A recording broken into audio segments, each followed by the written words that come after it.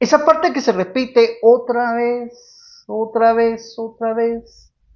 ¿Has sido fiel?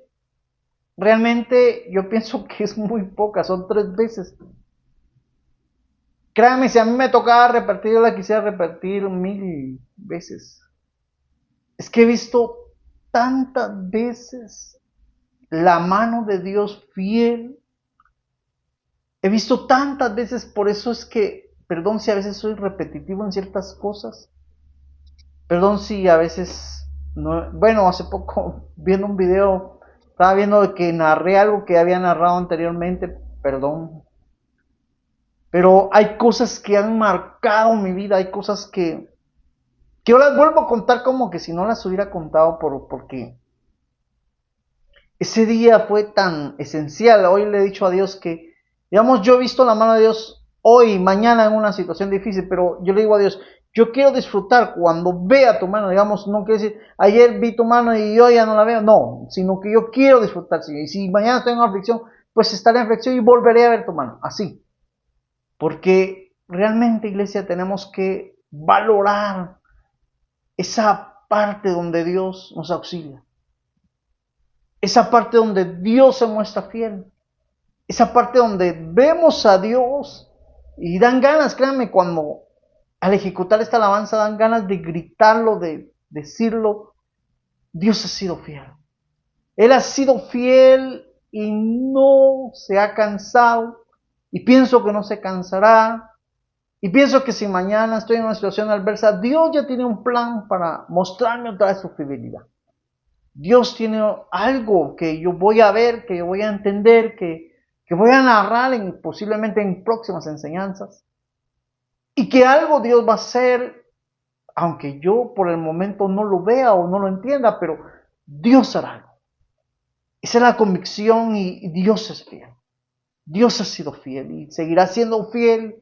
Y no nos cansemos de hablar de la fidelidad de Dios y de ver la fidelidad de Dios sobre nuestras situaciones adversas, sobre esas oscuridades, sobre esas neblinas que nos atormentan, a veces que nos inquietan, a veces que nos quitan la paz, que de cierta manera nos ponen a veces con preocupaciones, pero no estamos desamparados. Dios está con nosotros y esa es la convicción que debe haber en nuestro corazón. Así que vamos ahora a la lectura bíblica. Capítulo 33. Restauración de la prosperidad de Jerusalén.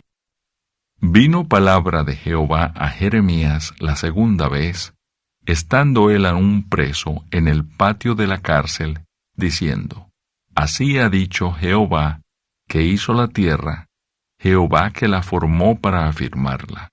Jehová es su nombre. Clama a mí, y yo te responderé, y te enseñaré cosas grandes y ocultas que tú no conoces. Porque así ha dicho Jehová, Dios de Israel, acerca de las casas de esta ciudad y de las casas de los reyes de Judá, derribadas con arietes y con hachas, porque vinieron para pelear contra los caldeos, para llenarlas de cuerpos de hombres muertos, a los cuales herí yo con mi furor y con mi ira, pues escondí mi rostro de esta ciudad a causa de toda su maldad. El primer punto de la lectura bíblica, quiero tocar el título, dice restauración de la prosperidad de Jerusalén. Digamos, lo que a Jeremías le tocó profetizar o el centro de su profecía, en el capítulo 3 del 1 al 5 nos está hablando es que Dios trae prosperidad o Dios va a restaurar la prosperidad de Jerusalén. Va a ser como quien dice, va a ser que que de cierta manera se restaure, como que dice, se vuelva a iniciar o vuelva a retomarse o vuelva a surgir la prosperidad de Israel. En otras palabras, va a entrar a un proceso que los va a llevar a ser prósperos, que los va a llevar a retomar lo que ciertamente han dejado. Así que empiezan el primero verso, dice, vino a mí palabra de Jehová, dice Jeremías, la segunda vez estando aún preso en el patio de la cárcel, diciendo, tenemos que entender esta parte, ¿por qué Jeremías estaba preso? Tenemos que entender que la profecía de Jeremías no era bien vista en aquel entonces, no era recibida. Y es ahí donde quiero aclarar algo, que la profecía fue traída por Dios y que la profecía, lo que Dios la utiliza para dar a conocer su propósito de edificación, de consolación y de exhortación. En otras palabras, de animarnos a que sigamos algo que no queremos seguir. Lo que tenemos que entender es que Jeremías empezó a hablar de juicio sobre Israel, como que dice, castigo por haber dejado las cosas de Dios. Dios en esta parte les está diciendo, yo voy a restaurar otra vez que ustedes sigan teniendo una relación conmigo, que es la verdadera prosperidad. No está hablando de dinero, no está hablando así. Miren, nosotros tenemos que entender, hay una frase que entre los cristianos utilizamos, dice, aunque yo no tenga nada, pero si tengo a Dios lo tengo todo, les cuento, esa frase está mal dicha. ¿Por qué? Porque tenemos que entender que si yo tengo a Dios, lo tengo todo. Entonces no comparemos, nunca nos pongamos, aunque no tenga ropa, no tenga comida, pero si tengo a Dios, lo tengo todo. No es así. Si yo tengo a Dios, tengo ropa, tengo comida, porque eso es lo que Dios quiere. Pero la prosperidad realmente se centra en relacionarnos con Dios primeramente, y lo demás pues es añadidura, pero no quitemos la añadidura comparando o diciendo que si yo dejo la añadidura, pues con que tenga Dios lo tengo todo. No es así. Bueno, espero que les ayude a cambiar esa frase. Ahora tenemos que entender algo. Bueno, dice así, que él estaba preso cuando le vino palabra de Dios. ¿Por qué él estaba preso? Porque Israel no recibía la profecía, no la miraba, máxima que era juicio. Y eso es algo que tenemos que entender, que Dios va a hacer juicio sobre nosotros. Dios está y hará juicio sobre nosotros para que entendamos que la desobediencia no nos lleva podríamos decir, a algo bueno, que no nos va a hacer prósperos, que no nos va a hacer creados, sino más bien nos aleja de Dios. Y Dios permite que de cierta manera nos venga juicio o consecuencias de lo que hagamos, para que entendamos que lo que estamos haciendo está mal y nos lleva a más cosas malas. Tenemos que entender que Dios lo hace de esta manera. Entonces, estando el preso por haber dado que Dios iba a hacer juicio, aún en la cárcel Dios le habla y le dice algo que le tiene que decir a Israel.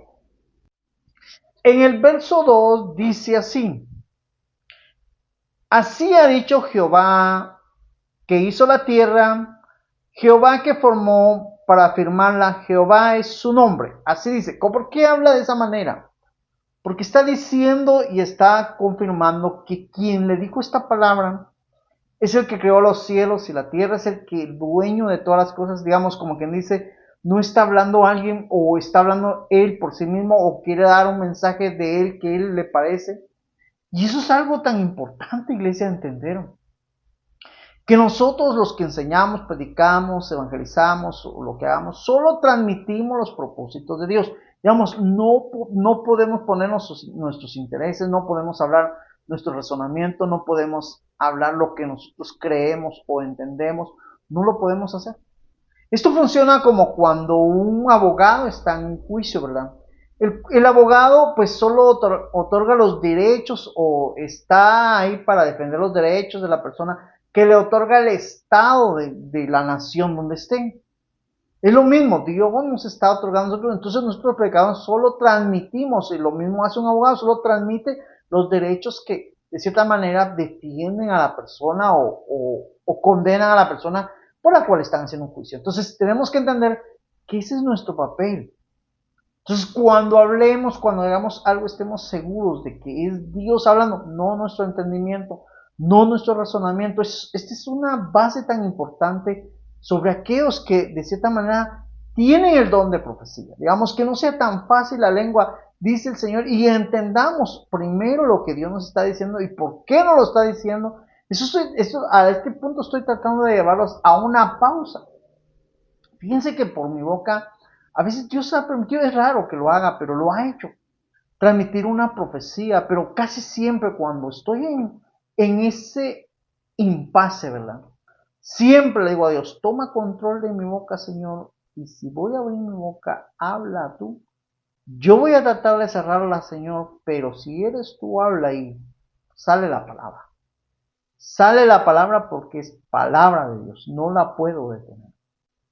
Entonces, hablo de esto porque hoy en día la mayoría de personas quieren profetizar, quieren mostrar, o de cierta manera se dejan llevar por sus emociones, o quieren ser útiles, o de cierta manera también el enemigo los quiere engañar y les quiere transmitir palabra, tanto así que he escuchado profecías de que realmente la gente hoy en día profetiza porque hay que sacar al pastor, profetiza porque hay un hermano que le tiene envidia, profetiza porque miren, Dios no está para descubrir envidias, eso ya se sabe que hay, si alguien tiene envidia, es fruto de la carne. Dios utiliza la profecía para transmitir sus propósitos. Y en este caso está utilizando la profecía para decirle a Israel algo que ahorita vamos a entender en el capítulo 3. Y en el capítulo 3 dice, clama a mí y yo te responderé y te enseñaré cosas grandes y ocultas que tú no conoces. Con esta palabra el Señor estaba transmitiéndole a Israel algo que ellos necesitaban entender en aquel entonces. Que por sus pecados, que por su situación adversa, merecían las consecuencias que estaban viviendo. ¿Qué estoy tratando de decir? Cuando nosotros estamos actuando mal y nos viene algo, Dios nos está diciendo, clama a mí, o como que dice, yo te haré razonar. Mire, hoy en día, casualmente hoy, hablaba con mi mamá por teléfono. Y llegamos a un punto donde hablábamos los dos y ella me contaba de que, ella desarrolla el pastorado. Me decía, mira, la iglesia hoy en día la siento un poquito dura, y es cierto, hay muchas personas que no quieren nada de Dios, ustedes no quieren buscar a Dios. Y llegábamos a un punto donde las personas buscan lo malo, pero no quieren sufrir, como quien dice, buscan lo malo, pero quieren que les vaya bien. Llegamos a un punto donde yo le decía, si tan solo las personas entendieran lo que ahora entendemos nosotros. Y le decía, por naturaleza humana, así fue. Digamos, nosotros buscábamos el pecado, buscábamos a Satanás, le servíamos, porque creyendo de que Él iba a tener misericordia de nosotros, que Él nos iba a tratar bien, que Él nos iba a ayudar, que Él iba a ser comprensivo, que Él iba a ser, no sé, por alguna razón, por naturaleza. Es más, la misma Biblia dice que cuando estamos en desobediencia somos hijos de Satanás. Entonces, por esa razón nosotros lo buscamos. Llegó un punto, yo creo que hasta lo besábamos y mi mamá risa le dio, ¿verdad? Entonces decía, pero todo eso lo hicimos por ignorancia, porque este ser, créame, cuando usted lea la Biblia, usted se va a dar cuenta que este ser no tiene misericordia. Él no tiene compasión. Él no se va a compadecer o va a decir, pobrecita esta persona. No. Es un ser tan frío, la Biblia lo describe como algo que no tiene, es tan oscuro, tan tenebroso, que realmente Él no anda buscando quién lo acepte, quién. No, si por Él fuera, nos desapareciera a todos. Pero como está Dios, y Él en su misericordia lo detiene, y Él en su misericordia no permite que haga lo que quiera hacer con nosotros. Entonces nos dice, clama a mí, y yo te responderé y te enseñaré cosas grandes y ocultas que tú no entiendes. Esas grandes y ocultas es descubrir a veces el corazón de Satanás. Esas grandes y ocultas es entender que este ser no te va a hacer ningún bien.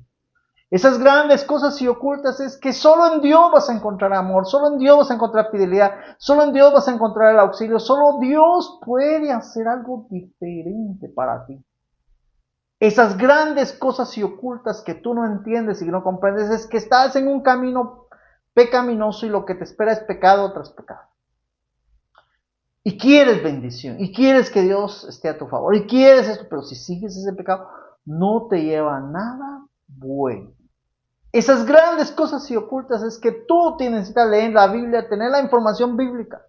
Esas grandes cosas y ocultas que tú necesitas entender también es entender que solo podrás vencer el pecado si te aferras a Dios, si te ciñes con la verdad, si te ciñes con la justicia, si usas el yelmo de salvación, si usas la palabra como espada, si usas la fe como escudo, y si te calzas del evangelio, si caminas en esta tierra sobre las promesas, sobre el evangelio, sobre lo que Dios te ha dado. Clama a mí. Esas son las grandes cosas y ocultas que tú no entiendes. En el verso 4 dice, así ha dicho Jehová, Dios de Israel, acerca de las casas de esta ciudad, de las casas de los reyes de Judá, derribadas con arietes y con hachas. Como quien dice, estas casas van a ser destruidas. Viene un ejército, que era el ejército de Babilonia. Ese ejército iba a llegar a despedazar todo. Pero Israel necesitaba entenderlo, por qué iba a pasar eso. Digamos, eran las consecuencias de haberse apartado de Dios. Yo creo que si ellos en ese momento se hubieran detenido, si en ese momento ellos hubieran corrido, si hubieran buscado a Dios, crean, eso no hubiera pasado. Pero eso es lo que Jeremías estaba, y por eso estaba en la cárcel, y aún en la cárcel, Dios le vuelve a hablar y le vuelve a confirmar, porque en vez de que este pueblo recibiera el mensaje y se arrepintieran, estaban encarcelando a Jeremías, estaban actuando mal por el mensajero que les estaba llevando a entender y a decirles, clamen a Dios y les enseñará cosas grandes y ocultas que ustedes no entienden, que al encerrarme están yendo en contra de la voluntad de Dios. Y muchas personas hoy en día les molesta que alguien les predique, les molesta que alguien les diga, y créanme, les molesta que alguien les dé un mensaje, les molesta que alguien toque a su puerta y les diga que les quiere hablar del evangelio, o que alguien les lea la Biblia. Yo no lo digo por ustedes, porque esa fue mi actitud. Así a mí me molestaba. Ahora, pero me di cuenta cuando ya yo necesitaba de Dios, llegó un pensamiento que yo lo he visto en la mayoría. ¿Por qué las iglesias están cerradas? ¿Por qué no nos atienden? ¿Por qué no hacen culto? ¿Por qué? Yo quería ir y entender y arreglar todo, pero ya estaba todo mal. Eran las consecuencias. Entonces, yo me acuerdo y he estado en varias iglesias donde la gente, mire la iglesia cerrada, mire el pastor durmiendo, claro, porque está cansado. Él no está pasando situaciones como las tuyas. Pero son consecuencias porque él ha estado haciendo el bien y él está bien, pues puede descansar, ¿no? Pero las personas que han estado actuando mal ahora quieren que los atiendan y que les regalen una Biblia y quieren el evangelio, que les regalen comida y todo lo que han regalado. Pero cuando estaba en el mundo era el primero que daba dinero para la discoteca, para el licor, para esto. Y en la iglesia no quiere dar nada. Entonces tenemos que entender, iglesia, que Dios nos está hablando y que a veces vienen situaciones adversas. Por eso siempre les digo que cuando viene una situación adversa, lo primero que hacemos es, ¿he pecado? Arrepintámonos en ese momento, aunque no lo hemos hecho, arrepintamos. Entonces, no, es una pruba. Muy bien. Señor, ayúdame, dame la fuerza y busque a Dios para aferrarse a Dios y que Él le dé su Espíritu Santo para que usted pueda superar esa prueba. Entonces, necesitamos a Dios porque viene una situación adversa. Ahora la pregunta, ¿qué estamos haciendo? El mismo Señor en una parábola dice, aquel que le dijeran hoy van a minar tu casa, ¿no haría algo? Claro que haría algo. En nuestro caso, antes de ir y correr y pedir el auxilio de mamá, de papá, de los hermanos o quien sea, corramos primero a los pies de Dios.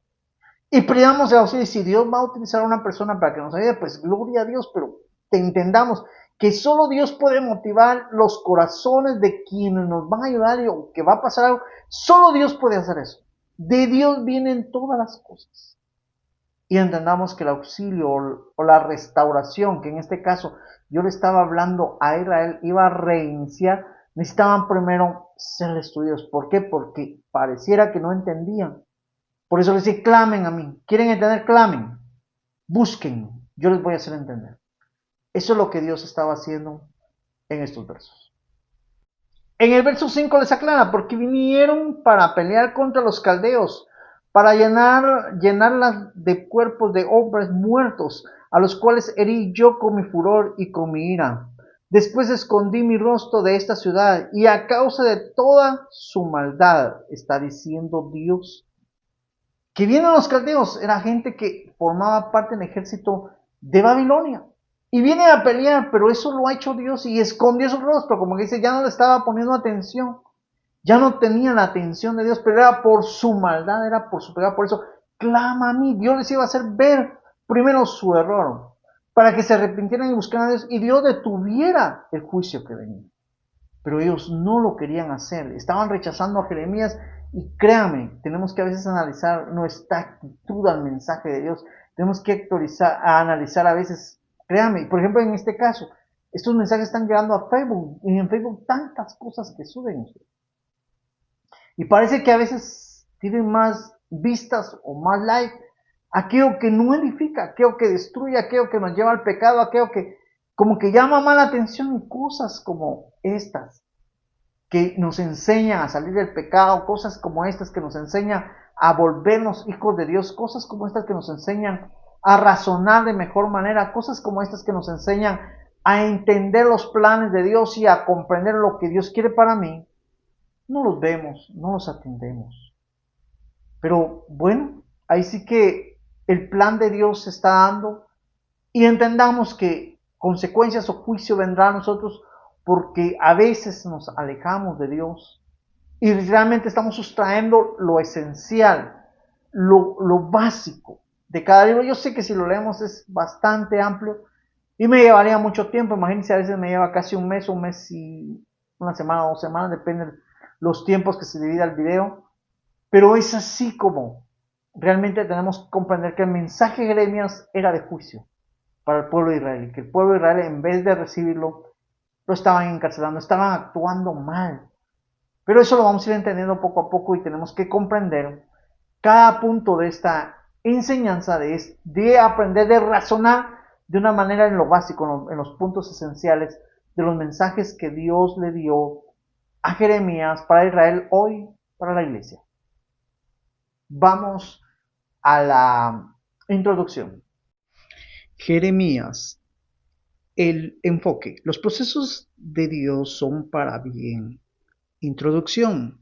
El nombre deriva de su autor, Jeremías, hijo de un sacerdote nacido en la aldea sacerdotal de Ananot, a unos 6,5 kilómetros del noroeste de Jerusalén, y se puede ver en Jeremías 1:1.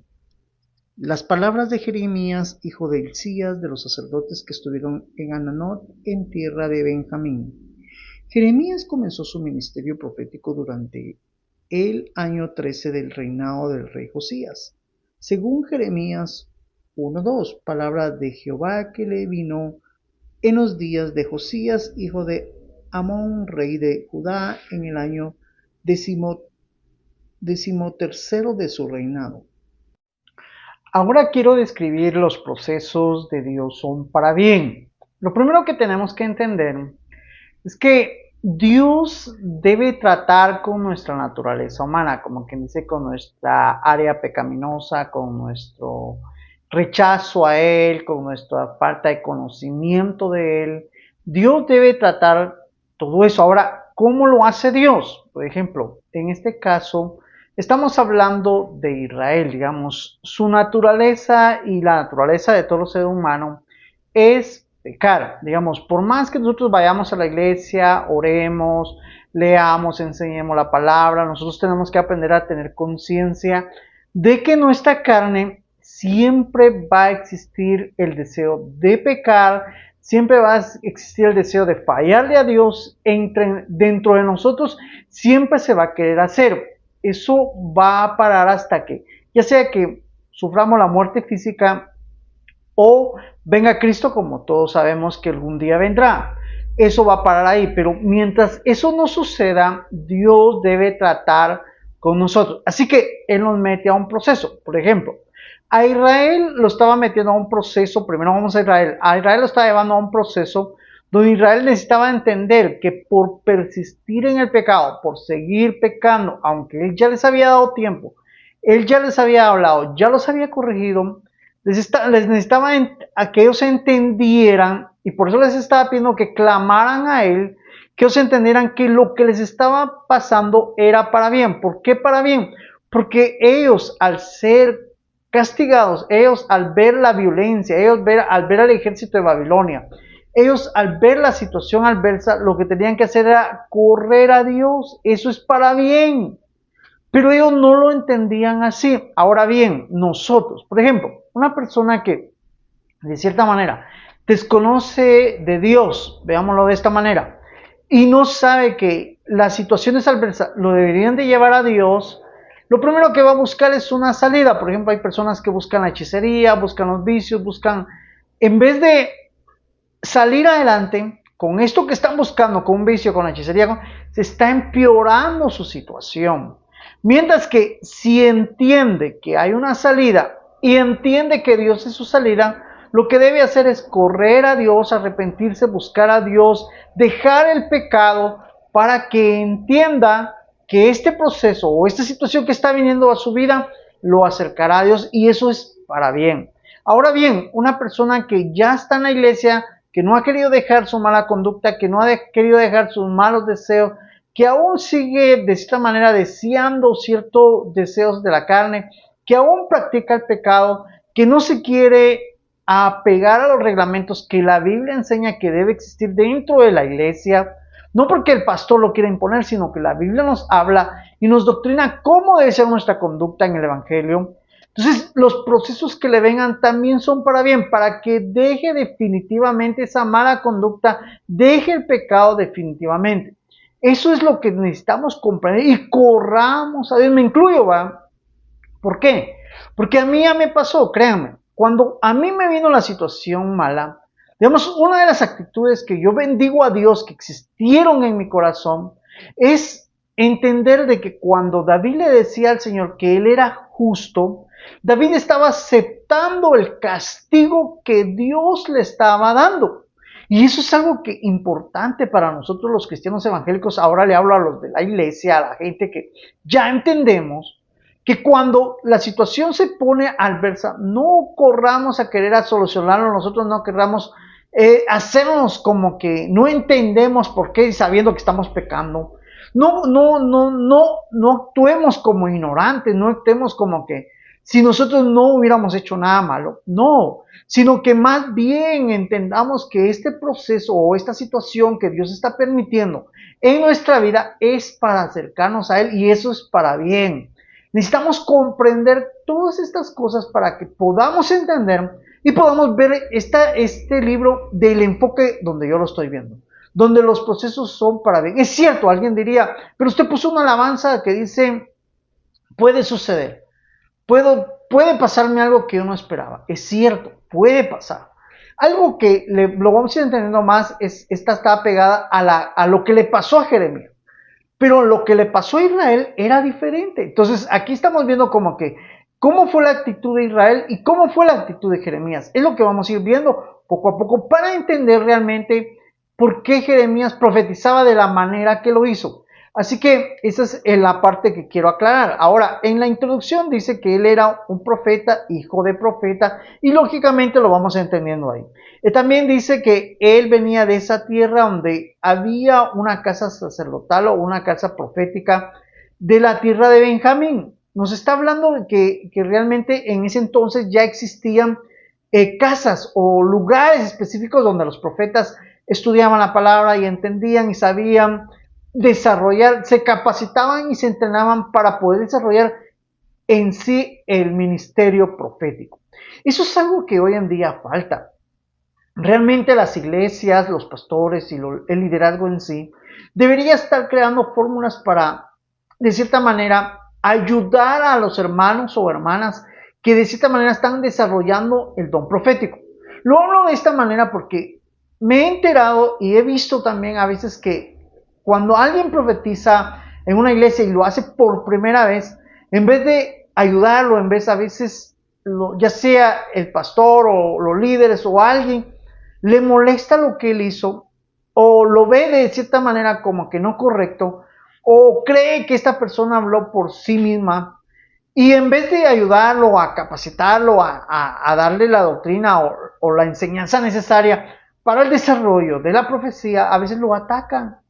A veces lo señalan, a veces no le creen, a veces lo ven, él se está inventando la profecía, así. Y no está bien dentro de una iglesia tratar a alguien de esa manera, sino que realmente yo pienso que el pastor o los líderes son llamados a querer más bien crear una fórmula, capacitar si es nuevo y si no es nuevo, ayudarlo a desarrollar ese ministerio, ya que es un gran beneficio la profecía y el ministerio profético dentro de la iglesia. Tenemos que entender también que Jeremías en esta parte dice que él estaba hablando como en el 13 años de Josías. Nos habla tan específico cuando qué rey era el que estaba reinando. Ahora, es importante ver esto, claro que sí, porque el rey también actuó mal.